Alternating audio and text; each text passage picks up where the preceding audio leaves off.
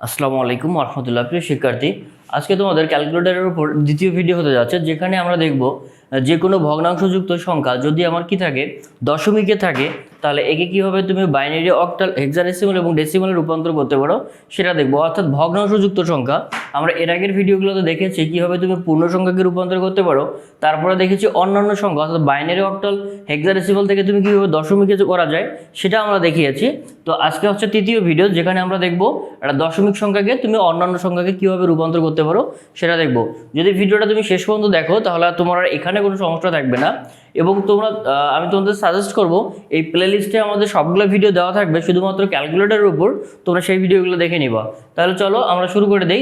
আজকে দেখবো দশমিক থেকে অন্যান্য সংখ্যা রূপান্তর। তাহলে আমরা যেটা করব সেটা হচ্ছে একটা প্রথমে ভগ্নাংশযুক্ত দশমিক সংখ্যাটাকে বাইনারিতে নিয়ে যাব, তাই তো? তো আমার যেটা কাজটা হচ্ছে, প্রথমে দেখো তিনটি ধাপ তোমাকে কিন্তু মেনটেন করে চলতে হবে।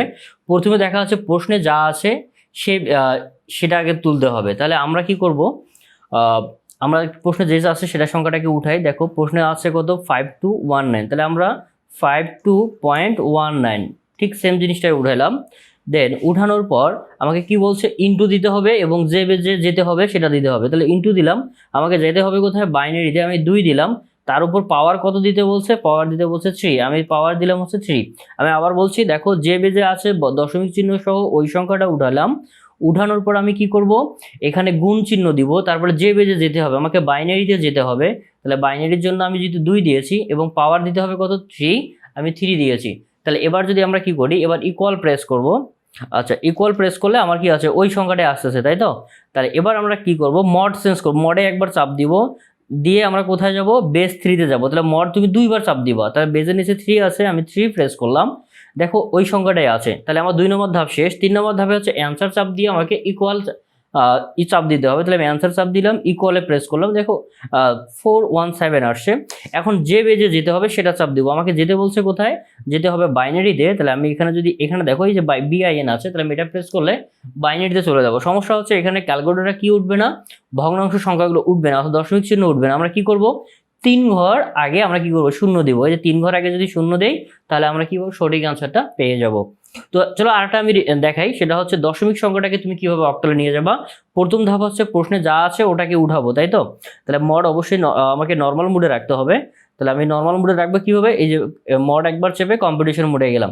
তো এখানে দশমিক সংখ্যা আছে 1 to 8 আছে। তাহলে আমরা এক কাজ করি, 1 to 8 পয়েন্ট কত আছে, 375 উঠেলাম। তাহলে তারপরে কি করব, ইনটু দিব, তারপরে যে বেজে যেতে হবে, আমাকে অক্টালে যেতে হবে। তাহলে আমি 8 দিলাম এবং পাওয়ার দিতে হবে 3, তাহলে টু দি পাওয়ার হচ্ছে কত, 3 দিলাম, ইকুয়াল চাপ দিলাম। দেওয়ার পর 2 নম্বর ধাপ হচ্ছে মড থেকে বেজে যাব। মড 2বার প্রেস করে আমি বেজের নিচে 3 আছে, 3 চাপ দিলাম। এবার অ্যান্সার চেপে ইকুয়াল দিতে হবে, অ্যান্সার চাপ দিয়ে ইকুয়াল প্রেস করলাম।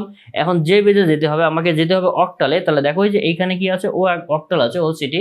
তো এটা যদি প্রেস করি আমার চলে আসবে, কিন্তু দশমিক চিহ্ন যদি না আসবে না, তাহলে আমরা কি করব, 3 ঘর আগে একটা দশমিক চিহ্ন দিয়ে দেবো। 3 ঘর আগে দশমিক চিহ্ন দিলে আমরা সঠিক অ্যান্সারটা পেয়ে যাব। ওকে, তাহলে এবার লাস্ট ওয়ান একটা, সেটা হচ্ছে কিভাবে একটা দশমিক সংখ্যাটাকে হেক্সাডেসিমালে নিয়ে যেতে পারো। তাহলে আবার একইভাবে ক্যালকুলেটরকে নর্মাল মোডে রাখবো। মড চেপে যদি 1 চাপি, তাহলে নর্মাল মোডে চলে যাব। দশমিক সংখ্যা আছে কত, 128 পয়েন্ট কত আছে, 375, তাই তো? আমি এটার সঙ্গে গুণ করব, কত বেজে যেতে হবে, হেক্সাডেসিমালে যেতে হবে। তাহলে আমি 16 দ্বারা গুণ করব, পাওয়ার দিব কত, তার 3, ইকুয়াল চাপ দেবো। তারপরে মড 2বার প্রেস করে, বেজের নিচে 3 আছে, 3 প্রেস করব। দেন আমরা কি করব, অ্যান্সার চাপ দিয়ে এবার ইকুয়াল চাপ দিব। অ্যান্সার চাপ দিয়ে যদি ইকুয়াল চাপ দিয়ে আমার এরকম একটা সংখ্যা আসবে। এবার কি করব, যে বেজে যেতে হবে, আমাকে যেতে হবে হেক্সাডেসিমালে। তাহলে আমি এটাকে যদি প্রেস করি, তাহলে হেক্সা চলে আসবো। সমস্যা হচ্ছে কি নাই, ভগ্নাংশ চিহ্ন নাই। তাহলে 3 ঘর আগে আমরা এটা কি দিব, দশমিক চিহ্ন দিয়ে দিব। তাহলে যে 3 ঘর আগে যখন তুমি এটা দশমিক চিহ্ন দিয়ে দিবা, তাহলে এভাবে তুমি যে কোনো সংখ্যার রূপান্তর করতে পারবা। তো এই হচ্ছে আমাদের পরিবর্তন, যা আমি খুব সহজভাবে দেখালাম। তোমাকে অবশ্যই এটা কয়েকবার প্র্যাকটিস করতে হবে এবং তুমি অবশ্যই স্টেপ 3টা নোট করে রাখবা। তো দেখা হবে তোমাদের সঙ্গে পরবর্তী এক ভিডিওতে। সেই পর্যন্ত ভালো থাকো, সুস্থ থাকো। আসসালামু আলাইকুম ওয়া রাহমাতুল্লাহ।